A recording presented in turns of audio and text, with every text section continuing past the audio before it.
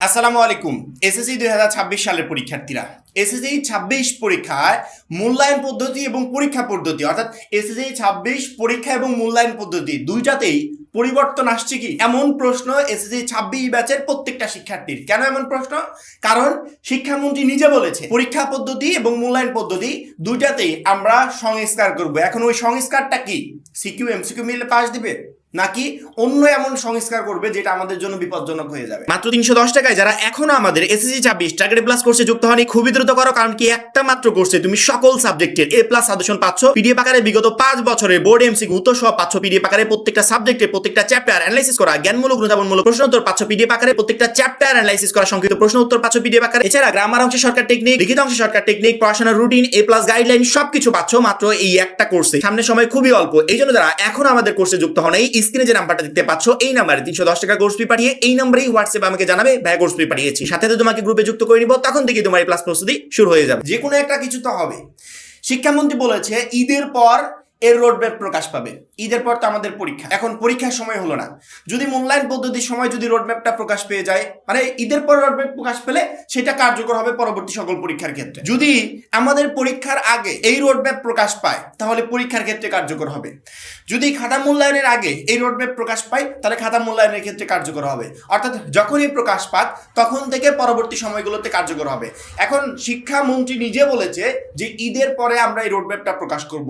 এখন কি সে রোডম্যাপ? শিক্ষার্থীরা টেনশনে যে পরীক্ষা পদ্ধতিতে যদি পরিবর্তন আসে, আবার নতুন করে পরিবর্তন, আমরা ওইগুলোর সাথে মানাতে পারবো কিনা, আমাদের পরীক্ষাটা আমরা ভালো মতো দিতে পারবো কিনা, আবার মূল্যায়ন পদ্ধতি, পরীক্ষা দিলাম, খাতা জমা দিলাম, পরবর্তীতে সেই খাতা কোন পদ্ধতিতে দেখা হবে, সবকিছু মিলিয়ে একটা টেনশন। এখন মূলত এই কথাটাই বলতে আসছি যে আমরা মূল্যায়ন পদ্ধতি এবং পরীক্ষা পদ্ধতি পরিবর্তনের কথা শুনে যে টেনশনটা করছি, আমার মনে হয় আপাতত আমাদের এই টেনশন করার কোনো দরকার নেই। কারণ কি এখানে আমাদের পজিটিভও হতে পারে, নেগেটিভও হতে পারে। যদি নেগেটিভ হয় তাহলে আহামরি ক্ষতি হবে না। কারণ কি শেষ মুহূর্তে এসে এসসি 26 ব্যাচের পরীক্ষার্থীদের ঘাড়ের উপর এমন কিছু চাপিয়ে দিবে না যেটা তারা ক্যারি করতে পারবে না, এরকম কিছু আমি আশা করি চাপিয়ে দিবে না। কারণ কি এই শিক্ষামন্ত্রী সবসময় শিক্ষার্থীদের উপকারে আসবে, ভালো লাগবে, তাদের কাজে আসবে, তাদের সব দিক থেকে উপকার হবে এরকম কিছু করারই চেষ্টা করে। অর্থাৎ আমাদের ঘাড়ের উপর এক্সট্রা বোঝা আজ পর্যন্ত চাপিয়ে দেয় নাই, আর মনে হয় না জীবনে দিবে। কারণ নকল দুর্নীতি মুক্ত করতে চায় উনি, এছাড়া আদার্স কিছু না। আবার অন্যদিকে যদি আমি মূল্যায়ন পদ্ধতির কথা বলি, মূল্যায়নের ক্ষেত্রে হয়তো কিছুটা পরিবর্তন আসতে পারে। কিছুটা পরিবর্তন কিভাবে আসবে? যেমন আমাদের শিক্ষা উপদেষ্টা তিনি কিছুটা পরিবর্তন এনেছিলেন যে ওই গ্রেস মার্ক উঠিয়ে দেওয়া হবে। গ্রেস মার্ক কি? একটা শিক্ষার্থী এ প্লাস পাওয়ার ক্ষেত্রে 1 নাম্বার শর্ট, মনে করো ইংরেজি প্রথম পত্রে 79 পেয়েছে, ওই 1 নাম্বার দিয়ে পাস করিয়ে দিল গ্রেস পদ্ধতিতে। একটা শিক্ষার্থী পাস করার ক্ষেত্রে 2 নাম্বার শর্ট, 2 দিয়ে পাস করিয়ে দিল গ্রেস পদ্ধতিতে। ওই গ্রেস মার্ক ছিল না, শিক্ষক 1 নাম্বারও দিতে পারবে না, এরকম একটা নিয়ম করেছিল।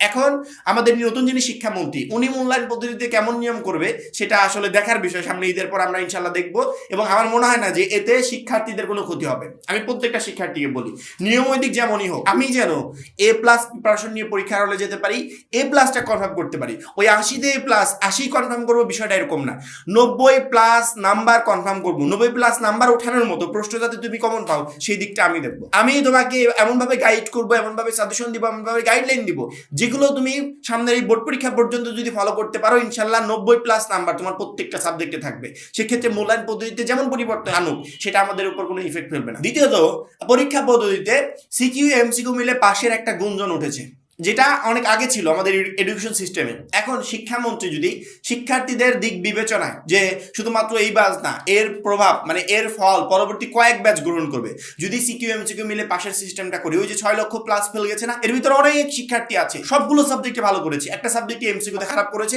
যার কারণে ওই সাবজেক্ট তার ফেল আসছে, টোটাল রেজাল্টটা ফেল। একটা শিক্ষার্থী 11টা সাবজেক্টে এ প্লাস পেয়েছে, একটা সাবজেক্টে ফেল আসছে, পরবর্তী টোটাল রেজাল্টটাই ফেল। এই ধরনের কোনো সিস্টেম না থাকুক। আমরা চাই সিকিউ এমসিকিউ মিলে পাশের সিস্টেম করুক, যেখানে একটা শিক্ষার্থী 2টা মিলে 33 নাম্বার পেলে পাস করবে। এখন পরীক্ষা পদ্ধতি মূল্যায়ন পদ্ধতিতে বড় পরিবর্তন আনবে। এই পরিবর্তনের কারণে আমাদের নিজেদের আতঙ্কিত হওয়ার মতো কিছু নাই।